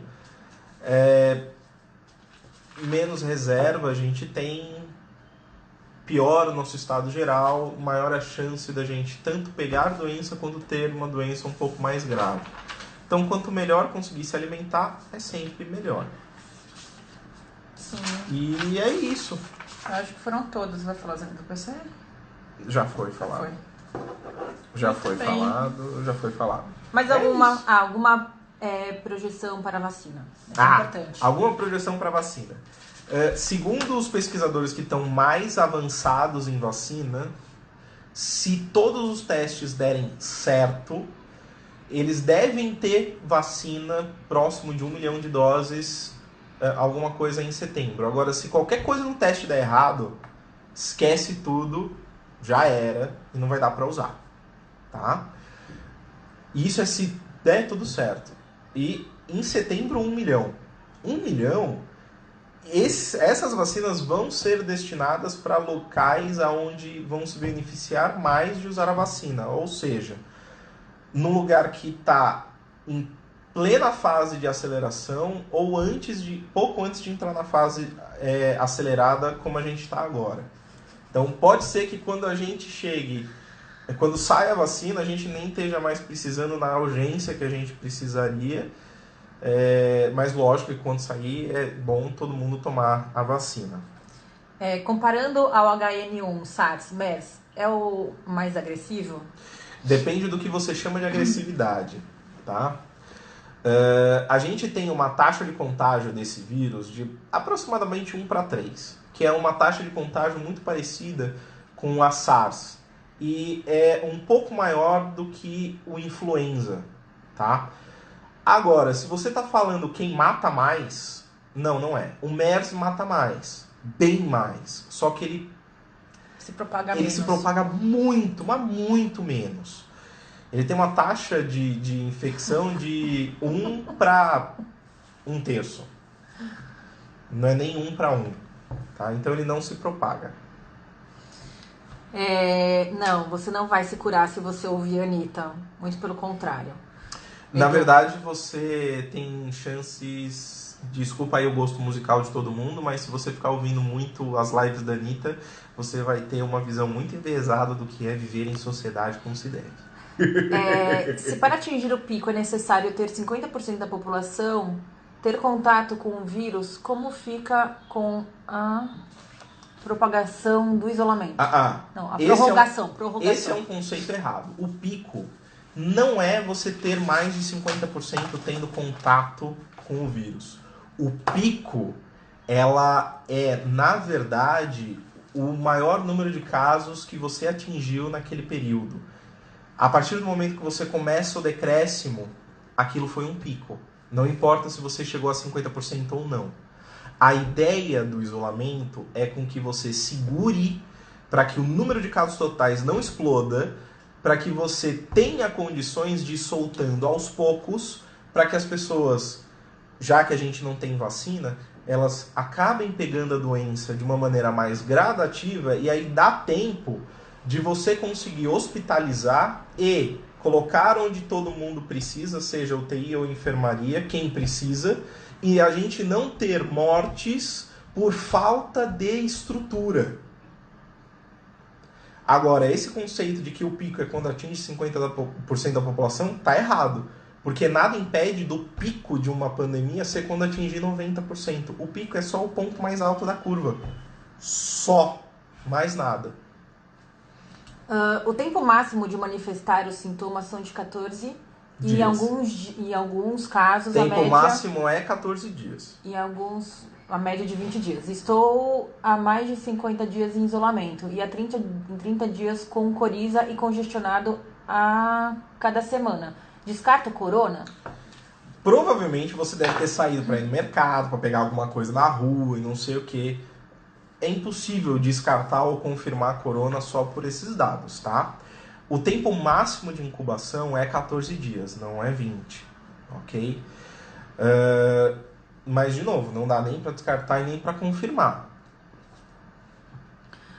Como está a taxa de ocupação dos hospitais? A taxa de ocupação dos hospitais está ruim. A gente está com mais de 85% de taxa de ocupação de UTI, que é o que mais precisa, porque o paciente COVID que fica grave e vai para UTI, ele tem uma média de permanência em UTI de 10 a 15 dias. É muito tempo que ele fica lá, demora muito tempo para ele sair daí, tá? Agora, só para vocês terem uma ideia, que foi uma coisa que eu acabei não citando antes. A média de incubação são 6 dias. A média de tempo que demora para a pessoa começar a ficar ruim o suficiente a ter que ir para o hospital internar são mais uns 3 dias. Então, a partir de uma aglomeração, a gente tem um pico de 9 a 14 dias do aumento do número de casos. Eu tenho acompanhado diariamente a estatística e foi perceptível o impacto dos últimos 2 feriados, que foi Páscoa e o último feriado prolongado de 4 dias, que foi logo na sequência. Tiradentes. Que foi Tiradentes. Os 2 feriados, Páscoa, Sexta-feira Santa, 9 dias depois, o número de casos internando quase duplicou. E se manteve alto pelos próximos 3 dias com queda na sequência. Com o feriado de Tiradentes, a mesma coisa. Sábado, 9 a 10 dias depois, teve um novo aumento expressivo do número de casos e tem se mantido alto até então. A expectativa é que o impacto desse feriado diminua a partir de amanhã, mais ou menos. Tá? Então, isso é até mais um recado para o pessoal que não tá respeitando, que tá saindo, tá viajando, tá indo encontrar pessoas. Gente, eu trabalho em São Bernardo, numa unidade de saúde. Na sexta-feira eu vi... Sexta não, quinta. Na quinta-feira, é verdade, sexta foi feriado, mas na quinta-feira eu vi trocentos carros cheios de mala indo em direção ao litoral. É isso que faz a gente perder o controle. Eu peguei trânsito na Bandeirantes indo pro plantão. Trânsito, gente, trânsito. No meio do isolamento, trânsito. Rapidinho, que essa pergunta é importante aqui do Edu. Opa. É razoável, então, pensar que este novo modelo de vida seguirá nos próximos 3 ou 4 meses? Isto porque, mesmo que alivie o isolamento, a doença não deixará de existir? Então, Edu, é provável que esse novo modelo de vida ele vai perdurar por alguns meses e, quando a coisa arrefecer, a gente vai acabar entrando num novo normal, porque não vai ser absolutamente normal, não vai ser absolutamente igual ao que era antes, mas não vai ter essas medidas tão rígidas que a gente está aqui no momento, tá? Já atingimos o pico de contaminação. Estão perguntando de novo do pico. Não atingimos o pico ainda. A gente está, na verdade, em aceleração no momento, tá? Então a gente está longe ainda do pico. Se os sintomas ultrapassarem os 14 dias, é possível descartar o corona? O que é arrefecer? Não. Arrefecer é esfriar o processo.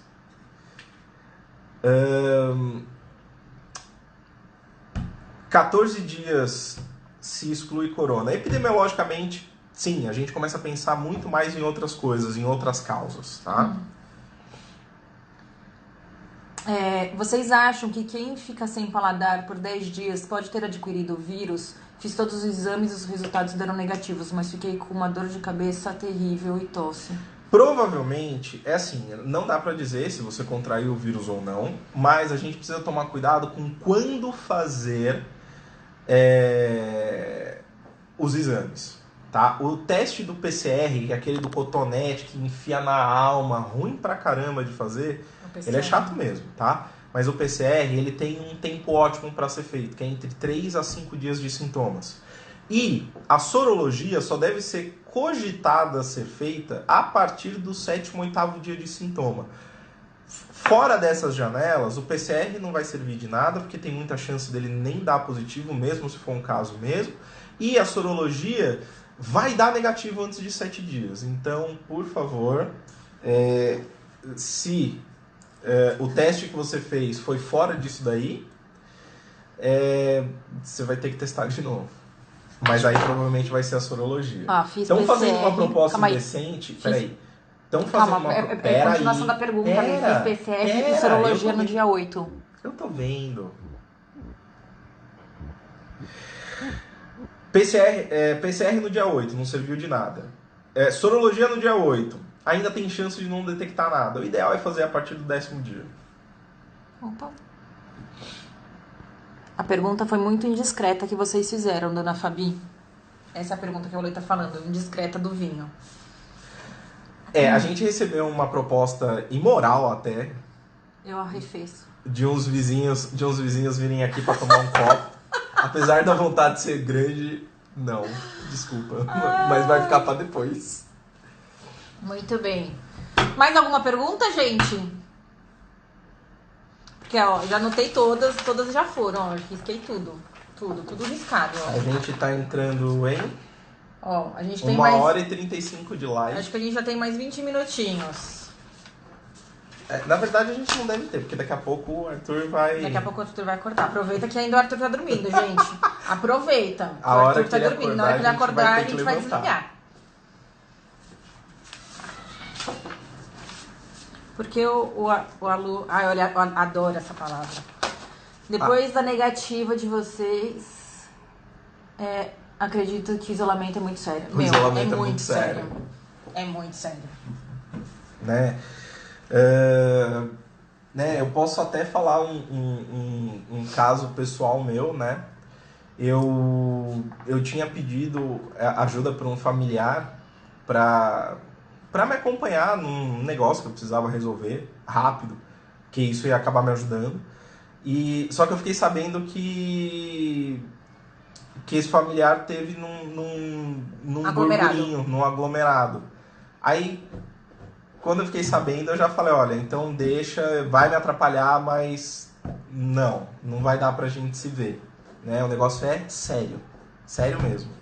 Estão pedindo para eu falar mais sobre a RFC. Vocês têm que entender, gente, que eu sou de família de português, né? Pessoal das antigas, eles usavam muito isso. E aí eu tenho uns trejeitinhos, né? Não pergunta. Tem jeito. Para lavar a máscara de tecido, tem que lavar com cândida ou pode ser só com água e sabão? Pode ser água e sabão só, não precisa da cândida não. Mesmo porque tem umas que são tão bonitinhas, se você jogar cândida vai estragar tudo. Lembrando que o que o Ale falou, não sei se todo mundo estava aqui ainda, não pode usar a máscara molhada, ok? Sorologia e teste rápido. Ale, fala de novo, porque é uma pergunta que eu acho que nem todo mundo pegou. Teste rápido. Teste rápido é um teste rápido sorológico, na verdade. E o teste rápido que a gente tem aqui no Brasil, que é o mesmo que alguns outros lugares também adquiriram, tá tendo muito problema com confiabilidade dele. Então, eles estão conduzindo alguns testes e até sair esses testes a gente não sabe o quanto vão ser, o quanto são realmente efetivos esses testes, porque a validação foi ruim. Quanto à sorologia, as sorologias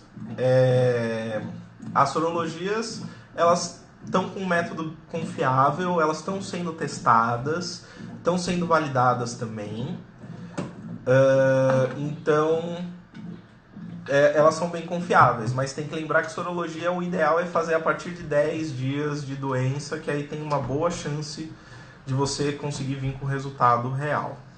Precisa passar ferro na máscara? Precisar não precisa, só se ela tiver amassadinha e você quiser deixar ela bem lisinha. Cabelo, barba seguram o vírus por mais tempo? Eles não seguram o vírus por mais tempo, mas eles seguram o vírus por algum tempo, tanto quanto a pele. Na verdade, eles podem até durar um pouco menos na barba, cabelo, porque tem mais passagem de ar e tem menos oleosidade natural como tem na pele, e aí o vírus acaba durando menos tempo. Agora, uma dica para quem tem barba, que nem eu. Se você saiu de casa, quando você chegar em casa, lava a barba. Ou lava com água e sabão, ou se você não tem amor à sua barba e não liga dela ficar toda espetada, passa álcool mesmo, tá? Mas lava com água e sabão. Vou cobrar, hein, Binho, o almoço. A gente aceita iFood para entregar aqui, não tem problema. Adornos seguram o vírus? Sim, qualquer coisa segura o vírus. Lembrando que adornos a gente está falando de pulseiras, anéis, brincos. E toda superfície metálica não higienizada pode fazer com que o vírus dure por até 3 dias, na pior das hipóteses. Opa. Problema com o uso de maquiagem. Tem com a máscara. Isso umedece a máscara e faz a máscara perder efetividade. E também em relação à maquiagem, mãe e filha que trocam maquiagem, não trocar maquiagem, ok? Uhum. Tipo, mãe que usa o mesmo lápis, cada uma tem que ter o seu próprio lápis, essas coisas, ok? Deixa eu ver se tem mais alguma pergunta que de repente começaram a vir, porque eu vejo no hospital algumas pessoas igual árvore de Natal. Na verdade, hospital, na verdade, nem deveria estar usando adorno, né? Depende do hospital e depende da normativa que eles usam. Eu, particularmente, não sou a favor dessa normativa. Só que é uma questão de bom senso, né? Só para dar um pouco de contexto para o pessoal, tá? Existe uma normativa, eu sempre confundo se é NR32 ou NR34. Eu sempre troco o nome dela. que diz que nenhum profissional que esteja trabalhando no hospital pode usar qualquer tipo de adorno. E qualquer tipo de adorno inclui brinco, relógio, aliança, correntinha, relógio, corrente, tá? Edu, fica à vontade se você quiser usar a maquiagem da sua esposa, só pra conta. Mas passa aqui pra gente ver. Ou manda uma foto. Agora, o que acontece? Isso, na verdade, é um pouco exagerado. NR32. NR32. Obrigada, Pronto, obrigado, Pan. Isso tem um pouco de exagero aí no meio.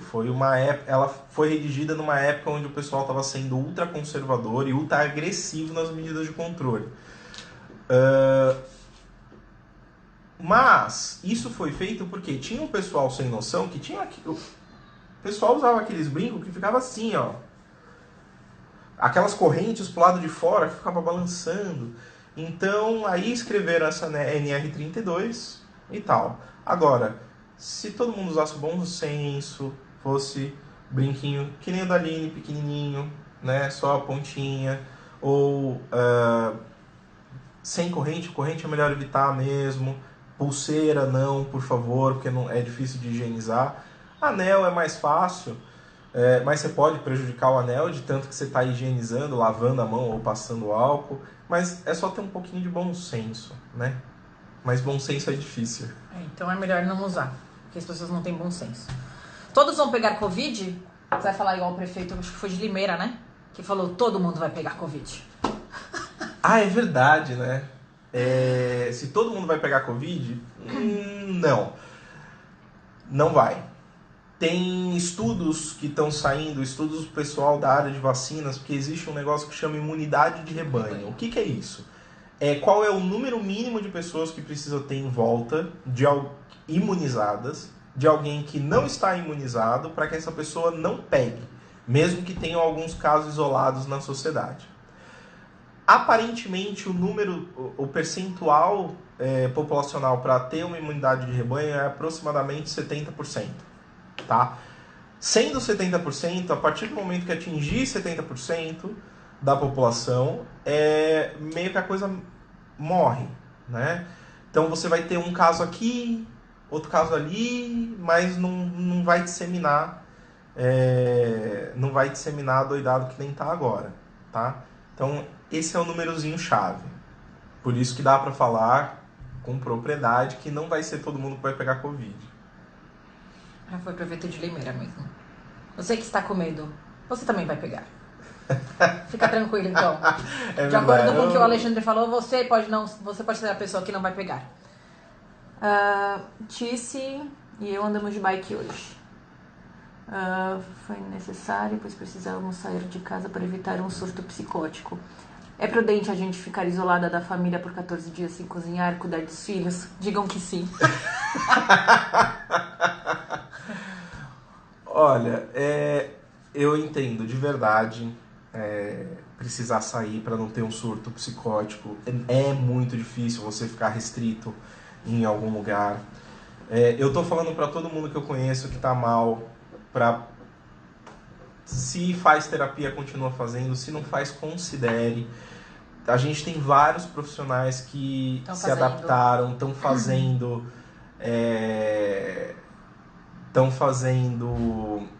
por videoconferência e tudo mais.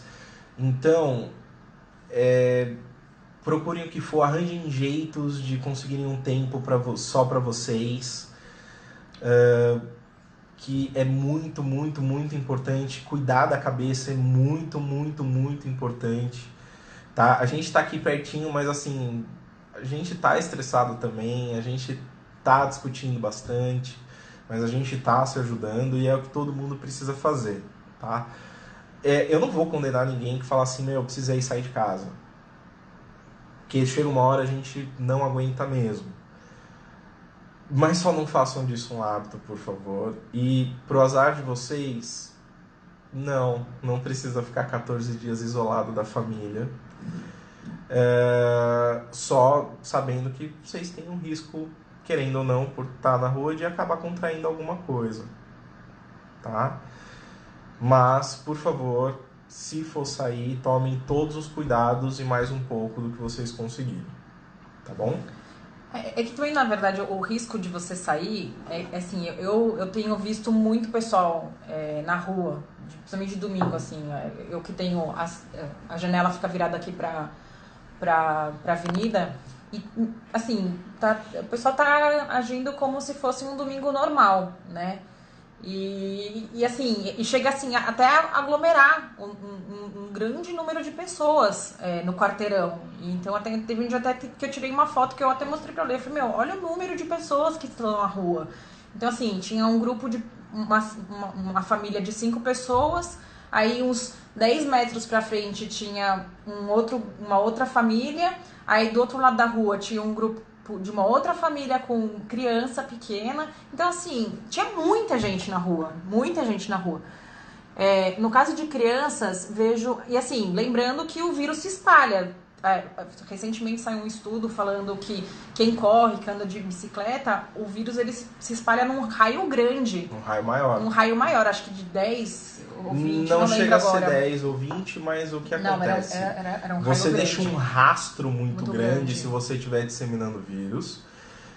E pela respiração forçada, o rastro é bem grande mesmo, tá? Estão falando que vem poucos casos de criança e estão perguntando se é porque o contágio é menor ou porque a imunidade é maior. Na verdade, a imunidade da criança é inclusive menor, tá? E não é que é pouco caso em criança, mas as crianças estão poupadas, elas estão em casa. Quem está saindo são os adultos, tá? E muito provavelmente, ainda não se tem essa informação, mas provavelmente as crianças estejam mais fazendo casos assintomáticos, comparando com os adultos, exatamente porque a imunidade é menor e a reação da imunidade é menor, e aí acaba sendo mais assintomático. Estão falando também de corrida dentro de condomínio fechado. Se é prudente não fazer a corrida. Sim, é prudente não fazer a corrida. Porque não é só a corrida, não é só você. Você não sabe quem passou por lá, se alguém disseminou o vírus lá. É encostar em qualquer lugar e você pode pegar. Gente, olha, dica, eu corri 3 quilômetros dentro da minha casa. Com o Arthur. Verdade. Eu corri, cronometrado aqui, no meu, marcado no meu relógio. Faz um circuitozinho pra quem não tá aguentando. Corre dentro de casa. Teve um maratonista francês que correu uma maratona na sacada de 7 metros. Exercício dá pra fazer dentro de casa, galera. Dá pra fazer. Meu condomínio fez um rodízio para os condôminos usarem as áreas sociais. O que vocês acham disso? É interessante desde que entre cada turno de condôminos tenha uma higienização completa. Agora, isso quer dizer que naquele turno dos condôminos que estão lá embaixo, tá todo mundo se expondo junto. É um risco aumentado. É isso aí. Muito bom. Acho que é isso, né, pessoal? Uia! Foram quase 2 horas de perguntas. Eu achei que respostas. Foram bem... eu achei que foi bem produtivo. Perguntas difíceis. Eu espero que vocês tenham gostado. E... é uma coisa assim, tanto eu quanto o Ale, a gente tá aqui à disposição. Quem conhece a gente sabe. A gente tá aqui, se vocês precisarem da gente. Tá bom? A gente é bem acessível. E assim, o que a gente tem pra passar nesse momento é um momento difícil pra todo mundo tá estressado, é um momento de medo, de angústia, ninguém sabe muito como vai ser daqui pra frente, mas assim, eu acho que a gente tem que ter um pouquinho de esperança, tem que ter um pouquinho de empatia pelo próximo, então assim, a gente tem que tentar respeitar um pouquinho o isolamento, né? Eu vou falar por mim, tá bom? Eu fico muito puta quando... Eu posso falar palavrão agora? Mas eu fico muito brava. Teoricamente você tá no horário da tarde, é horário livre. Não posso. Eu fico muito brava como profissional da saúde quando eu olho na rua, a rua tá cheia. Eu me sinto desrespeitada. Porque assim, eu vejo meus colegas, eu já tenho um colega que faleceu, tá? Eu vejo meus colegas se afastando, eu vejo... o pessoal se internando e o pessoal não levando a sério o isolamento. Então, assim, eu fico extremamente chateada. Então, assim, eu peço do fundo do coração que assistiu a live, tente, por favor, respeitar o isolamento. Tá bom, pessoal? Obrigada por vocês terem acompanhado a gente. Se vocês tiverem mais dúvida, vocês podem mandar pra gente, que a gente tenta responder. E é isso aí, pessoal. Obrigada pela companhia de vocês essa tarde. Tá bom? Beijo. Até. Tchau, gente.